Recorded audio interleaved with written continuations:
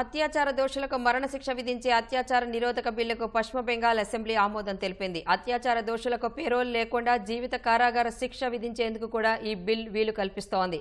Aparajita women and child bill 2024 పేరుతో తీసుకొచ్చిన ఈ బిల్లును బెంగాల్ న్యాయశాఖ మంత్రి మొలాయ్ ఘాటక్ అసెంబ్లీలో ప్రవేశపెట్టారు. ప్రస్తుతం ఉన్న చట్టాలను సవరించి అత్యాచారం, లైంగిక నేరాలకు సంబంధించిన కొత్త నిబంధనలను ప్రవేశపెట్టి మహిళలు, పిల్లల రక్షణను మెరుగుపరచడమే లక్ష్యంగా బెంగాల్ ప్రభుత్వం ఈ బిల్లును తీసుకొచ్చింది. బీజేపీ శాసనసభాపక్ష నేత సువేందు అధికారి బిల్లుకు పలు సవరణలు సూచించగా స్పీకర్ తిరస్కరించారు. మహిళల రక్షణకు సమర్థవంతమైన చట్టాలను అమలు చేయలేకపోయిన ప్రధానమంత్రి, కేంద్ర మంత్రి, అన్ని రాష్ట్రాల ముఖ్యమంత్రులు రాజీనామా చేయాలని బెంగాల్ సీఎం మమతా బెనర్జీ డిమాండ్ చేశారు. నూతన బిల్లు వేగవంతమైన దర్యాప్తునకు హామీ ఇవ్వడంతో సహా నేరస్తుడికి శిక్ష విధించి బాధితులకు సత్వర న్యాయాన్ని అందిస్తుందని తెలిపారు. అత్యాచారం లాంటి నేరాలను నియంత్రించేందుకు సామాజిక సంస్కరణలు అవసరమని మమతా అభిప్రాయపడ్డారు.